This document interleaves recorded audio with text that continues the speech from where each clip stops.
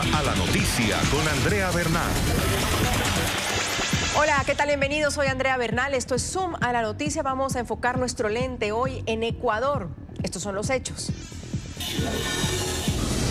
Más preguntas. 7 meses han pasado desde el secuestro de los integrantes del equipo del diario El Comercio de Quito, que posteriormente fueron asesinados, y una investigación periodística revelada el día de hoy, pues pone sobre la mesa datos que hasta ahora eran desconocidos. Esta investigación periodística se llama Frontera Cautiva y habla de rescates fallidos, de errores tácticos por parte de los gobiernos de Colombia y Ecuador, de una comunicación permanente de las autoridades ecuatorianas con alias Guacho. Videos, fotografías jamás reveladas forman parte de esos datos que un consorcio de periodistas publica el día de hoy. Pensé, yo no podría vivir si le pasa algo al Paul. Y empecé a llorar.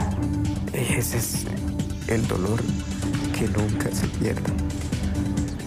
Esta investigación revela detalles de las acciones de los gobiernos de los dos países, de Colombia y Ecuador, las contradicciones y en muchos aspectos descoordinación para atender este caso. Este informe podría ser crucial en la investigación que sigue tras 7 meses desde que comenzó un verdadero calvario para las familias de Javier Ortega, de Paul Rivas y de Efraín Segarra, los periodistas ecuatorianos del diario El Comercio. Las dudas. ¿Se habría podido evitar entonces el asesinato? ¿Ocultaron información los gobiernos de Colombia y Ecuador? ¿Y qué tipo de comunicación y por cuánto tiempo mantuvieron contacto las autoridades con los secuestradores? Hoy vamos a escucharlo en voz de los periodistas que avanzaron en esta minuciosa revisión, minuciosa investigación, porque nos siguen faltando 3, siempre nos faltarán 3. De esta manera comenzamos. Bienvenidos. Hablamos hoy de una historia de horror que comenzó a escribirse el 25 de marzo del 2018. Un periodista, un fotógrafo y un conductor del diario El Comercio de Ecuador desaparecen en la frontera con Colombia. En medio de la zozobra, diferencias entre los funcionarios de ambos gobiernos, pues hay informaciones cruzadas y también muchas dudas aún vivas. 7 meses después de que se los vio por última vez con vida a los 3 integrantes del equipo periodístico, con testimonios sin información oficial, nace este trabajo de comunicadores en Colombia y Ecuador que buscan respuestas que hasta ahora ninguna autoridad, ninguno de los dos gobiernos ha podido darle a las familias de Efraín, de Paul y de Javier. Manos en el gobierno ecuatoriano están nuestras vidas. Y pensé, yo no podría vivir si le pasa algo al Paul. Y empecé a llorar. Ese es el dolor que nunca se pierde. La zona donde fue secuestrado el equipo periodístico del diario El Comercio es la región donde delinquen las disidencias de las FARC y también narcotraficantes. Los periodistas teníamos que cubrir eso. Teníamos que cubrir y decir al país, a nuestros lectores, esto está pasando en la frontera. Y lamentablemente tenemos información que confirma el asesinato de nuestros compatriotas. Esto no es un secuestro común, esto es un secuestro político. ¡Nadie se cansa! ¡Nadie se cansa! ¡Nadie se cansa! ¡Nadie se cansa! Hoy nos acompaña Nathan Jacquard. ¿Estoy bien? Sí. Nathan, gracias por estar con nosotros. Él es integrante del equipo de investigación Frontera Cautiva, editor para América Latina de Organized Crime and Corruption Reporting Project, periodista aquí en nuestro Centro Internacional de Noticias. Nathan, un gusto tenerte, bienvenido. Muchas gracias, Andrea, por la invitación y por este tema tan importante para la prensa en el continente. Sin duda que lo es. Está con nosotros también María Sol Borja, ella es integrante del equipo de investigación también de Frontera Cautiva, editora asociada del medio digital GK. Ella está desde Quito, Ecuador. María Sol, bienvenida. Muchas gracias, Andrea. Un gusto acompañarles. Gracias. Y Yadira Aguagallo. Ella es la pareja del periodista Paul Rivas, asesinado en la frontera con Ecuador y Colombia. Yadira, siempre un gusto tenerla. Gracias, Andrea, por tomar el espacio y el tiempo para tratar este tema, y gracias a los dos colegas periodistas que se encuentran hoy esta tarde. Aprovecho para mandarles todo mi cariño y mi agradecimiento. Nathan, ¿qué tal si empezamos? Porque cuando uno empieza a leer ese informe, es como estar viendo un guión de una película y no lo quiero comparar con la no ficción, pero es que aparecen y aparecen cosas que no sabíamos, los que hemos viajado hasta Ecuador, los que estuvimos cubriendo, los que incluso que logramos entrevistar al presidente Lenín Moreno y ponerlo contra la pared y preguntarle cosas, pues hoy en esta investigación hay detalles realmente que se debieron conocer hace mucho tiempo atrás. Natán, ¿de qué se trata esta investigación? ¿Se enmarca en qué?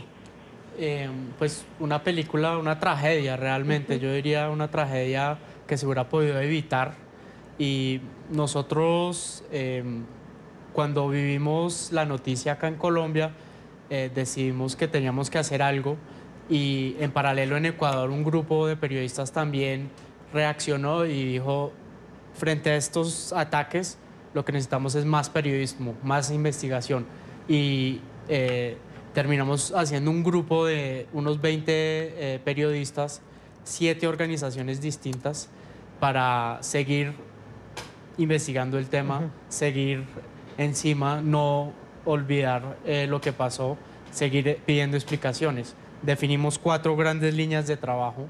La primera es qué pasó, qué hubo detrás, cómo fue.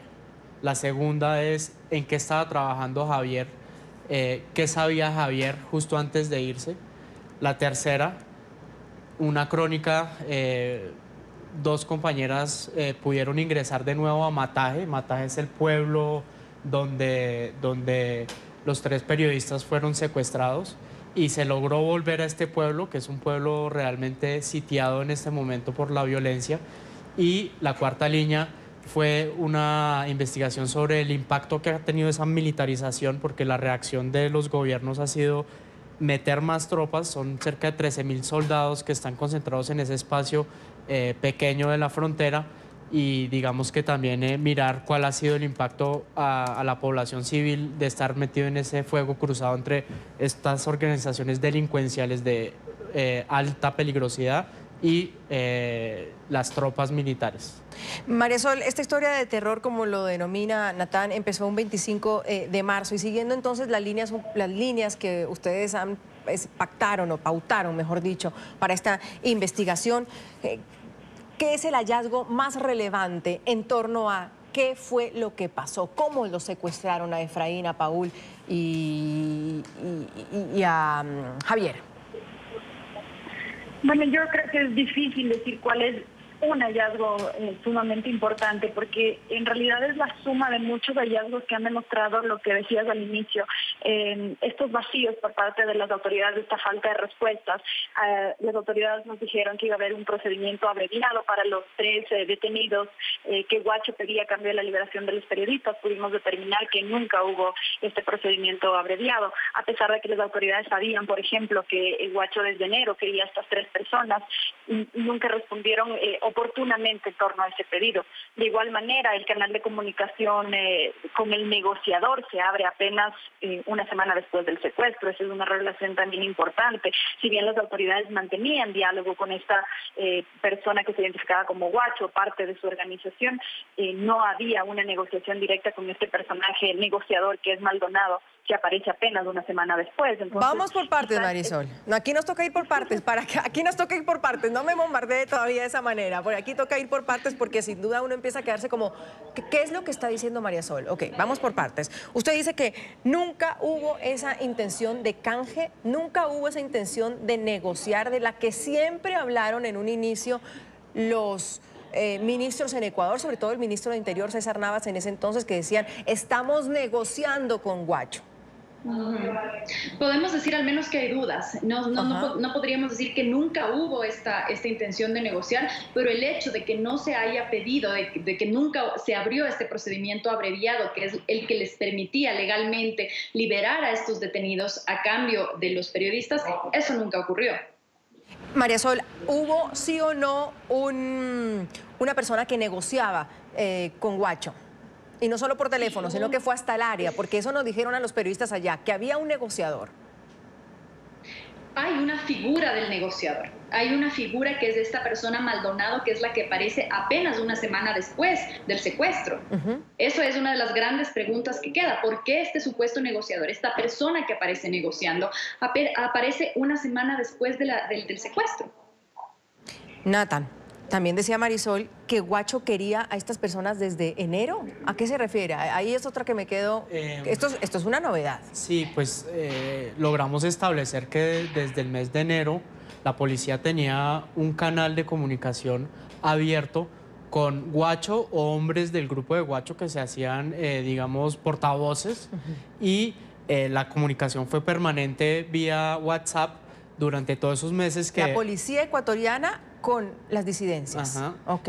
¿Y qué decían? ¿Qué se hablaban desde enero? Una de las preocupaciones de Guacho era que le habían capturado a 3 de sus hombres. Y él empezó a presionar para pedir la liberación de sus muchachos, como los llama. Y además quería anular un acuerdo de lucha contra el terrorismo que hay entre Colombia y Ecuador. Esos eran sus 2 objetivos. La policía estuvo manejando esa información, y si bien la persona que manejaba el chat tenía la autorización de sus superiores, la información nunca llegó más arriba, nunca se compartió. El ministro Navas incluso negó el conocimiento de ese chat. En ese chat se alcanzaron a hacer amenazas contra civiles, amenazas contra militares, se habló de atacar con bombas algunas ciudades, lo que efectivamente pasó. Fue sucediendo, claro. Y digamos que el hecho de que nunca haya salido esa información de ese círculo da muchas preguntas sobre una posible omisión, porque los periodistas estaban yendo a trabajar, a cubrir, y nadie sabía cuál era el peligro tan inminente con un señor como Guacho haciendo unas amenazas, cumpliendo esas amenazas, amenazando civiles. Digamos que eso muestra que por lo menos hubo una omisión.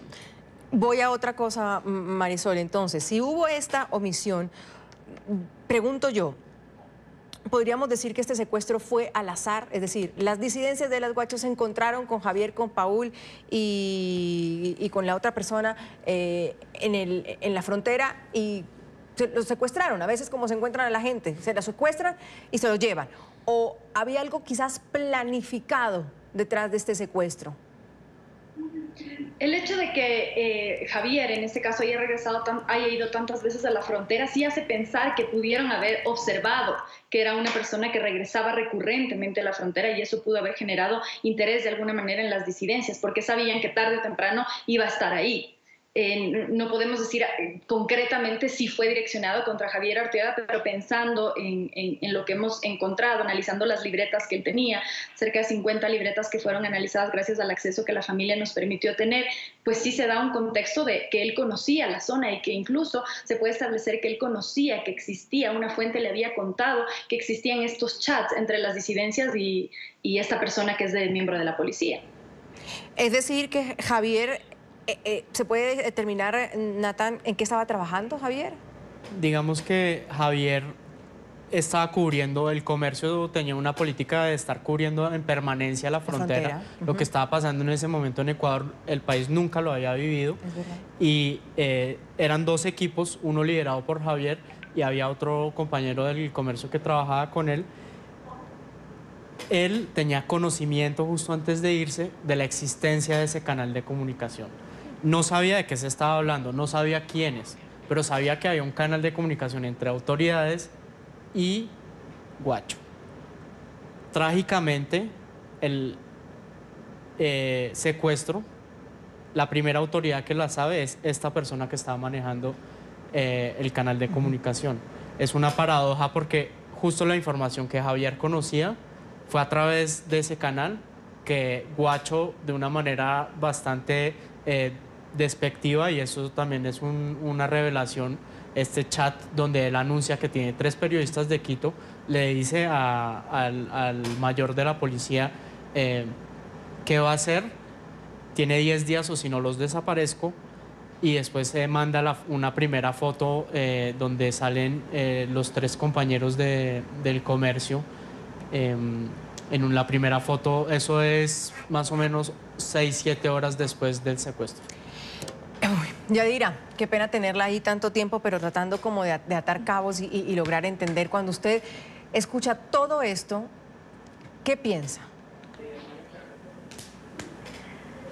Bueno, primero, Andrea, siento que es un esfuerzo colectivo, un esfuerzo en los dos lados de la frontera, que sirve de ejemplo para las autoridades y que demuestra que efectivamente trabajar y colaborar en la búsqueda de un objetivo común, que en este caso es la verdad, sí se puede hacer.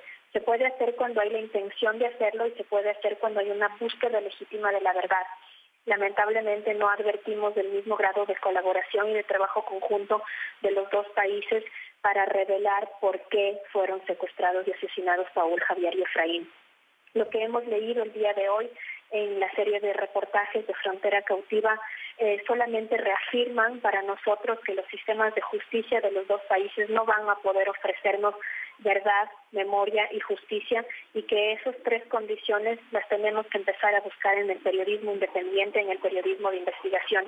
Si bien reconocemos todos los esfuerzos que ha hecho Colombia, tanto para la recuperación de los cuerpos y para la detención de personajes que son importantes dentro de la investigación, esta colaboración que demostraron los equipos periodísticos de Ecuador y de Colombia no es la misma colaboración que están teniendo las autoridades. Entonces, nos queda el alivio de confiar en el periodismo, pero también nos queda la duda de si este caso les queda demasiado grande a nuestras autoridades. Yadira, sin embargo, sin embargo, todo lo que usted escucha, es decir, ¿le causa sentido? Usted y yo hemos hablado tantas veces y usted tenía tantas preguntas. Esto que cuenta Nathan y María Sol, que han investigado minuciosamente, acuciosamente, ¿le causa sentido? Nosotros desde el principio de esta pesadilla que inició el día 26 de marzo del año 2018, cuando los tres fueron secuestrados, sabíamos que habían unos intentos deliberados de silencio y de callar precisamente lo que estaba ocurriendo no solamente alrededor del secuestro, sino en la frontera. Me causa profunda indignación, Andrea, la revelación de que nunca se solicitó, nunca se hizo el pedido en firme del procedimiento abreviado, porque ese es uno de los grandes mensajes de las autoridades, que estaba en camino un proceso abreviado para el indulto de esos tres detenidos para que se pudiera hacer efectiva la liberación. Nos causa una profunda indignación, rabia y tristeza que las negociaciones recién se hayan iniciado, o no sé si las negociaciones en este punto, o al menos las conversaciones formales entre el supuesto negociador y los disidentes hayan iniciado el día 31 de marzo, 5 días después del anuncio del secuestro. Y también nos causa una profunda indignación y preocupación, porque esa es una arista que ninguna de las dos fiscalías la está investigando, lo que ocurrió el día 28 de marzo, cuando supuestamente Paul, Javier y Efraín habían sido liberados, y de eso tenían conocimiento las autoridades de los dos países. Nathan, sucede esta primera parte, sin duda alguna, la del 26 de marzo, el secuestro, el entender por qué lo secuestran, el saber qué había detrás de esto, de esas comunicaciones. Luego entendemos también, Nathan, que hay un operativo una vez que son secuestrados, porque también siempre se les preguntó a las autoridades ecuatorianas y a las colombianas si iba a existir o había habido un operativo para rescatarlos. ¿Esto sucedió? Digamos que eso es una de las grandes preguntas que tampoco nos contestaron.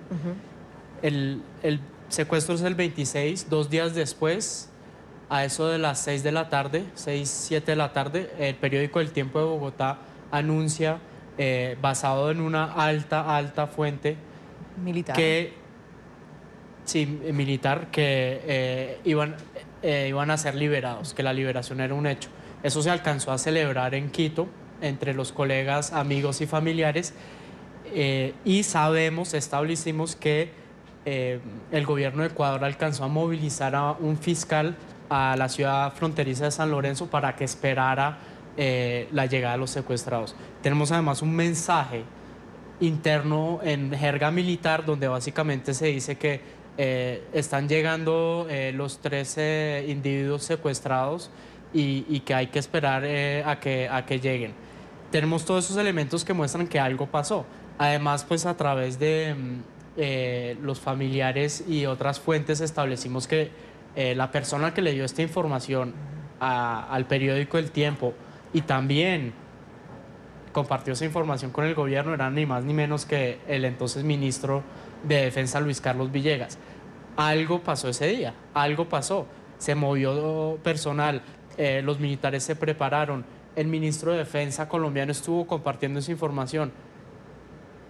No sabemos qué salió mal, ¿por qué o por qué no? Eso es una pregunta que me pesa a mí mucho no poder contestarla, pero el gobierno, ninguno de los dos, la ha sabido contestar, ha querido dar explicaciones. María Sol, pero en cuanto a ese tema, por ejemplo, recuerdo haber estado presentando el noticiero de Noticias RCN en ese momento y sale un último minuto por el diario El Tiempo que habían liberado a los periodistas ecuatorianos. RCN no sacó ese último minuto por no tenerlo confirmado. Y yo misma hablé con el ministro de Defensa de ese momento, el señor Zambrano, y él me dijo que no era cierto.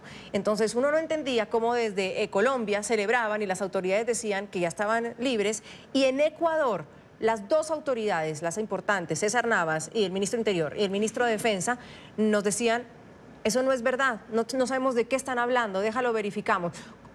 Eso se pudo, o sea, se puede saber por qué había esa... o algunos decían que era falta de comunicación, que Ecuador y Colombia no se estaban hablando, o qué pasó en ese momento. No, nosotros intentamos volver a hablar con el exministro Navas, no nos quiso dar una entrevista. Sin embargo, en una entrevista que él había dado una vez que dejó el cargo, él se contradice, porque primero dice que él se entera de la información a través de los medios, luego dice que se entera a través de una llamada del ministro Villegas. Con Zambrano sí pudimos hablar en París, el periodista francés que también fue parte de la investigación habló con él en París, y él repitió que él se había enterado a partir de los medios de comunicación. Sin embargo, lo que Nathan decía hace un momento sobre el fiscal que está esperando una hora antes en la base naval de San Lorenzo, nos hace la pregunta: ¿qué hacía un fiscal esperando una hora antes de que El Tiempo sacara la noticia? Si es que nadie sabía nada. Alguien tuvo que haberle pedido al fiscal que se movilice, y ese alguien podría ser Zambrano, podría ser Navas, considerando que él era el jefe de comité de crisis. Entonces, estas preguntas que todavía nos quedan y que, como Nathan dice, no hemos podido responder del todo, quienes deberían responder son precisamente estas altas autoridades que estuvieron a cargo de esto. ¿Cómo se explica que un fiscal esté esperando? Además, pudimos establecer que lo que pensaban hacer era mover en helicóptero a los periodistas desde la base de San Lorenzo hasta el aeropuerto de Tachina, y luego iba a haber un avión hasta Quito. Entonces algo pasó ahí. Lastimosamente aún no podemos saber qué pasó, pero ya tenemos más elementos para cuestionar a estas autoridades. Mira, esta es la versión de quienes investigaron, la versión que le dieron a ustedes, a los familiares ese día. ¿Qué les dijeron sobre sus familiares? ¿Alcanzaron el gobierno a decirles, miren, soltaron, ya los tenemos? ¿Qué supieron? ¿Cuál fue la versión que ustedes recibieron del gobierno ecuatoriano? ¿Tengo a Yadira? No, la perdí. ¿Cree usted que los gobiernos de Colombia y Ecuador ocultaron información en el caso de los periodistas del comercio? Lo pueden hacer bajo el hashtag Zoom. Nos faltan 3. Vamos a hacer la primera pausa en ese tema. Wow, sin duda apasionante, que nos lleva a todos los periodistas también a reflexionar y muy importante, una investigación, Frontera Cautiva, 19 periodistas sumados a saber qué realmente fue lo que le pasó a Paul, a Javier y a Efraín, los periodistas ecuatorianos del diario El Comercio. Ya volvemos. Gracias por seguir con nosotros aquí en Zoom a la noticia de NTN 24. Hablamos sobre el informe, la investigación Frontera Cautiva, realizada por 19 periodistas entre colombianos y ecuatorianos para seguirle el rastro a qué fue lo que realmente le pasó a Paul, a Javier, a Efraín, los periodistas asesinados por alias Guacho del diario El Comercio en la frontera. Yadira, hablábamos de la versión de qué fue lo que pasó con ese operativo. Decían Nathan y María Sol que hay documentos que decían que realmente pues sí iba a existir un operativo de rescate, que no se puede contestar qué fue lo que pasó, pero viéndolo desde el lado de las familias de ese día, ¿a ustedes qué les dijeron las autoridades? ¿Sí hubo para ustedes ese operativo? ¿Sí iban a rescatarlos? Después de lo que hemos leído el día de hoy en Frontera Cautiva, nos queda claro que las autoridades faltaron en la verdad el día 28 de marzo. Pues nosotros nos encontrábamos reunidos todos, las 3 familias en una sola casa, precisamente tratando de coordinar cuáles serían nuestras actividades para los siguientes días. En ese momento recibimos la noticia del diario colombiano El Tiempo sobre la liberación. Empezamos a llamar a las autoridades nos dijeron que en ese instante se enteraban vía redes sociales, vía la noticia de Diario El Tiempo, y después de aproximadamente unas 2 horas nos dijeron que era una noticia falsa, que no había una comprobación de que eso habría ocurrido. Entonces, Yadira, nadie les dijo, ni el ministro de Interior, ni el presidente, ni el ministro de Defensa, que hubo alguna intención de rescatarlos. ¿Nunca esa versión pasó por ustedes?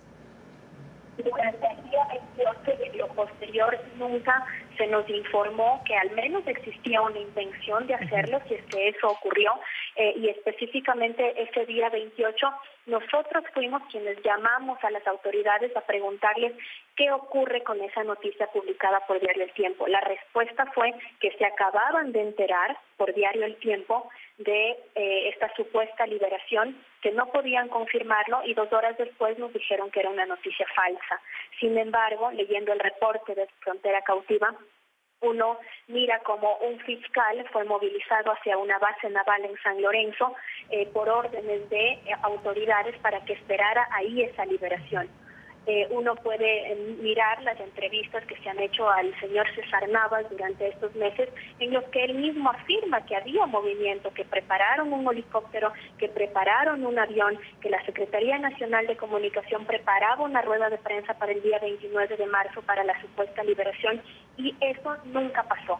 Al día siguiente, la única respuesta de las autoridades fue que Diario El Tiempo había mentido y había publicado una información falsa.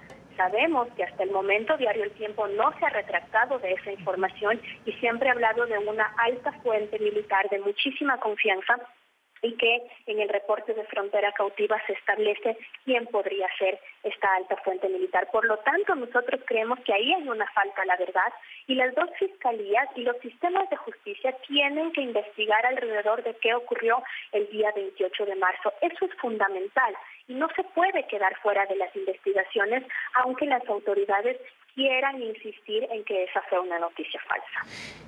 Nathan, ¿qué pasó luego? No se los pudo rescatar. Esto es un 28 de marzo y la siguiente noticia que tenemos es un video de supervivencia que publica Noticias RCN.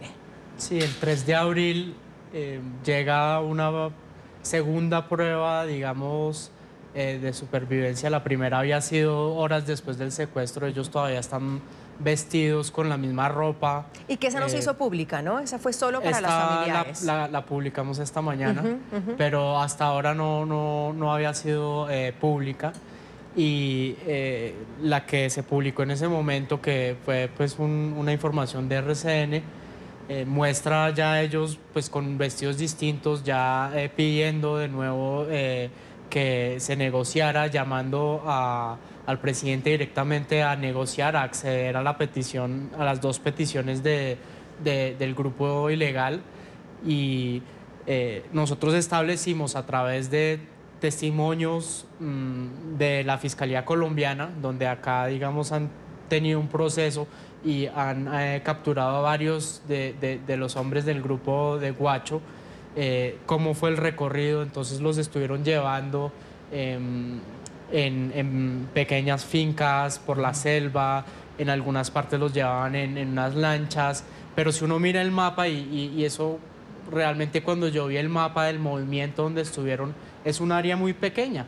Ellos terminaron moviéndose más o menos a 30 máximo kilómetros a la redonda de Mataje, y uno dice, toda esa fuerza militar que estaba ahí. Claro, y entonces... Pero hay que aclarar que obviamente es un terreno muy complicado, sí, dominado por estos actores ilegales también, y que es selva, son ríos, esteros.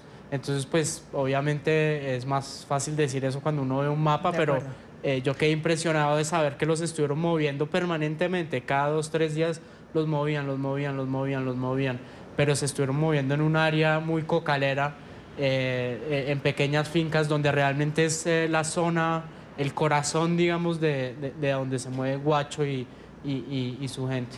María Sol, ¿se pudo establecer si esa prueba de vida se da por pedido de las autoridades ecuatorianas o Guacho la manda como para decirles, miren, aquí siguen los periodistas y querían también pruebas de vida de los 3 detenidos de alias Guacho en Ecuador? ¿O fue un pedido expreso del gobierno ecuatoriano, denme una prueba de vida de los periodistas? No, quien envía esta prueba de vida lo hace a través de un email precisamente a Yadira y a 2 periodistas más, y nosotros logramos contactarnos con esta dirección de email porque quien envía este mail es una persona que se identifica con nombre y apellido, es una fuente protegida, nosotros no revelamos quién es justamente por preservar su seguridad. Pero pudimos conversar con él, es un periodista que trabaja en Tumaco, y él nos contó que quien le entregó este video y esta notita escrita a mano por Paul era gente de la organización de Guacho, y que le presionaron para que le entregara, y que no fue lo único que él recibió, bastante material más posteriormente, y que incluso él tuvo amenazas, lo visitaron en su casa para obligarle y presionarle a que entregue esto a los medios de comunicación. Sin embargo, él solamente entregó esto que fue entregado el 3 de abril. Lo que nos llama la atención ahí es que ni la Fiscalía colombiana ni la Fiscalía ecuatoriana lo ha contactado para declarar, para que dé más información sobre todo esto y responder quizá a estas preguntas que usted se hace. Mira, y en torno a eso tengo otra pregunta para ustedes, los familiares que vivían ese día a día. En una entrevista en la FM de RCN, en la cual también soy parte de la mesa de trabajo, sale este video muy temprano en la mañana. Y nosotros lo pusimos al aire. Y lo escuchó en ese momento el papá de Javier. Y el papá de Javier al inicio decía, sí, yo ya conozco este video, están vestidos de tal forma. Y nosotros en la radio nos quedamos en shock, porque no estaba hablando el papá de Javier de ese video, sino de la primera prueba de vida.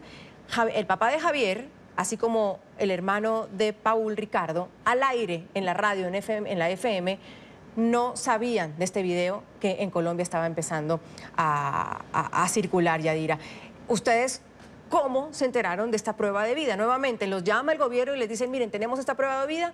¿O nuevamente por los medios colombianos, que es lo que yo entendí en ese momento, porque en realidad fue muy fuerte que el papá de Javier nos dijera, mándenme el video y déjenlo ver? Y lo vio y volvió al aire y nos dijo, nosotros no conozco esa, no puedo creer que mi hijo tenga unas cadenas. Cuando lo vi la vez pasada no las tenía. Yadira, ¿cómo se enteraron ustedes de esta prueba de vida? Precisamente de esta manera, el momento en el que el señor Ortega tiene la entrevista con ustedes y se entera que existe un video que está circulando desde la noche anterior a través de RCN, y a las 5 o 6 de la mañana nos llama al resto de familiares y nos pone en aviso de que este video está circulando, que es un video en el que los chicos están encadenados, en el que dicen cuáles son las demandas de los secuestradores para su liberación. Y ahí yo quiero hacer énfasis en algo. Hasta ese día las autoridades no nos habían dicho ni siquiera que era el Guacho quien los tenía retenidos, ni qué era lo que solicitaba a cambio de ellos.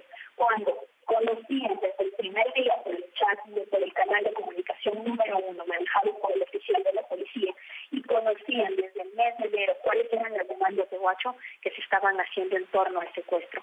Ese día lo que nos dijeron es que ellos, por RCN, se acababan de enterar de la existencia de ese video, se acababan de enterar que era alias Guacho quien los había secuestrado, y se acababan de enterar cuáles eran las demandas que hacían para la liberación de los 3. Lo cual ahora sabemos es completamente falso. Se sabía de antemano quién los tenía y qué se pedía por ellos.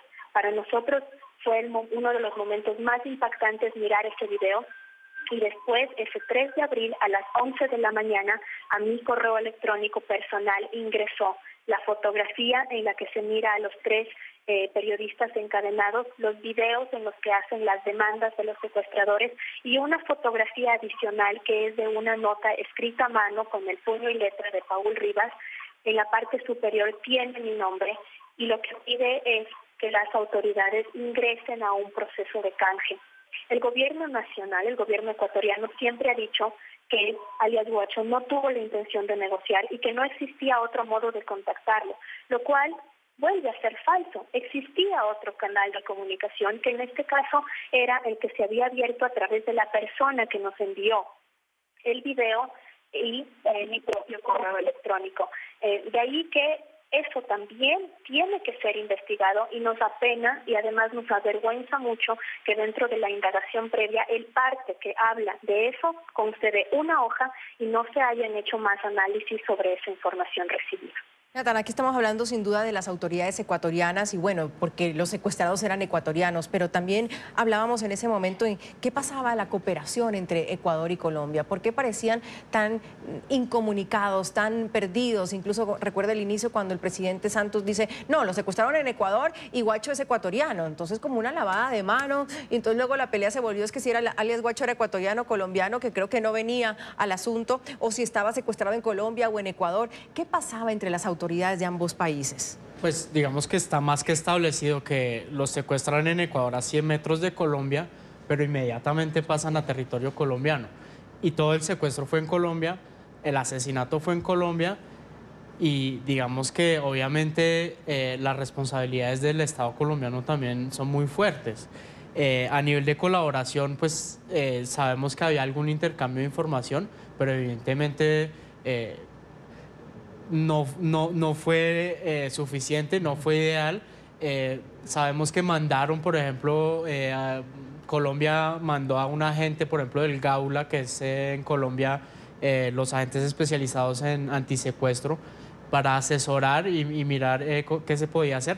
Pero digamos que realmente vemos que el gobierno en Ecuador manejó eso pues de su manera. De pronto un poco solo, y el gobierno colombiano se lavó las manos. Santos dice el día de que se sabe del asesinato que todo fue en Ecuador. O sea, para recular 3 días después de decir, sí, no, están acá, los mataron en nuestro país. O sea... María Sol, ¿y si tanto falló esa comunicación o la conclusión a la que llegamos es que se ha ocultado mucha información, ¿cómo fue la ayuda de ambos gobiernos para esta investigación que ustedes hicieron?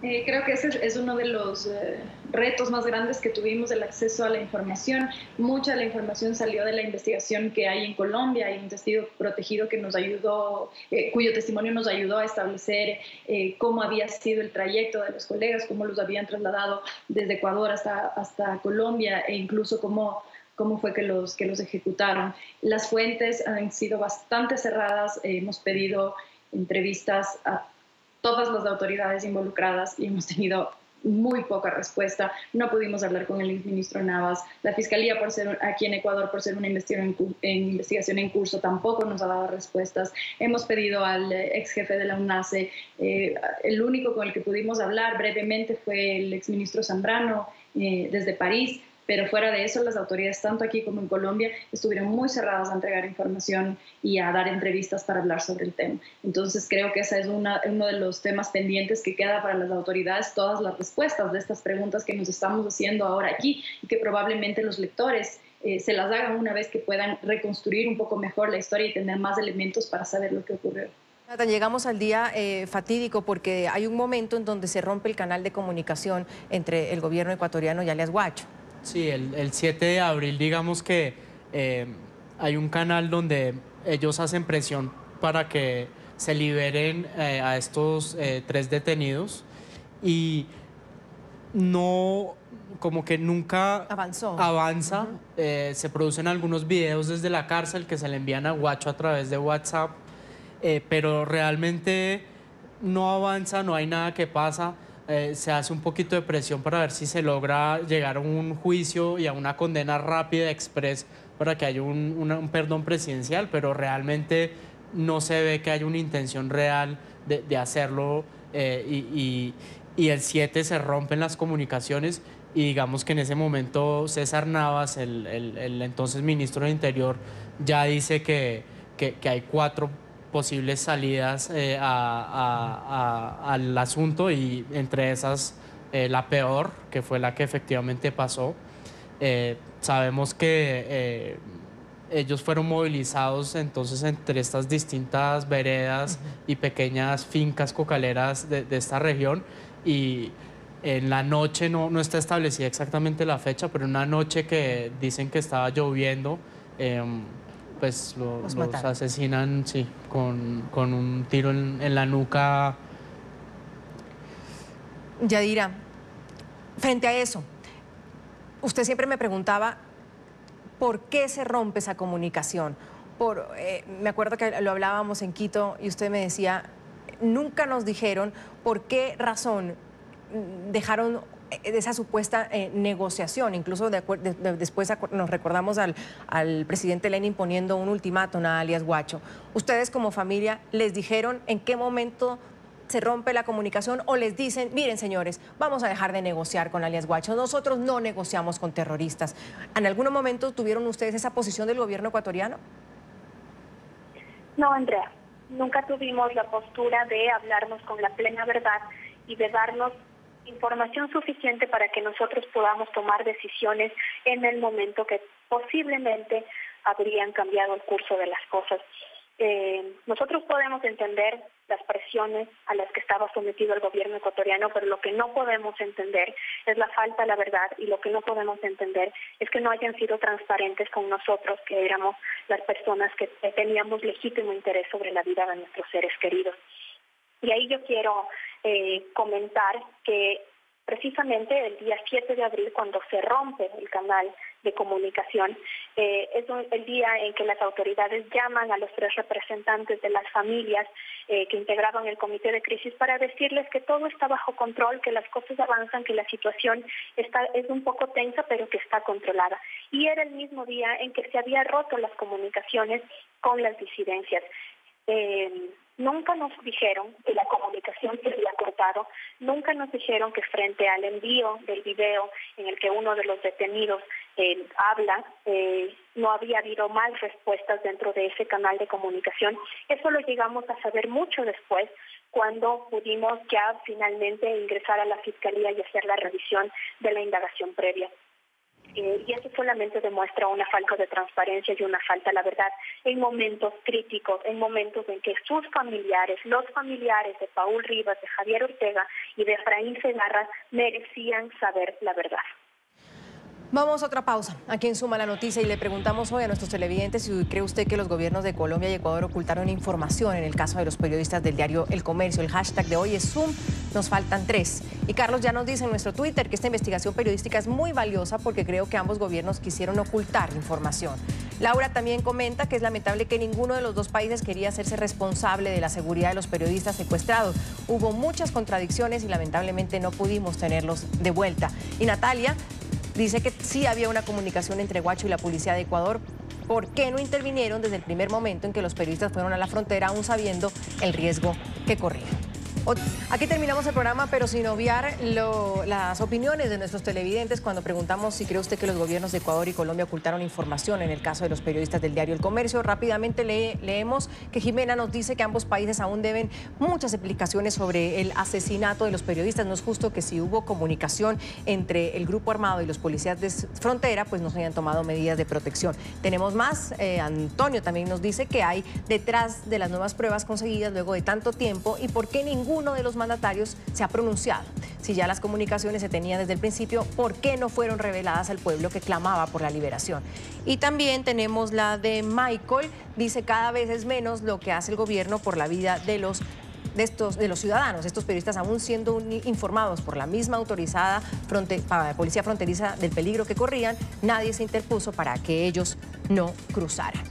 Yadira Aguagallo, pareja del fotoperiodista Paul Rivas. Yadira, me encanta verla, aunque sea a la distancia. Mil gracias siempre por su tiempo y su corazón abierto para nosotros. Muy amable.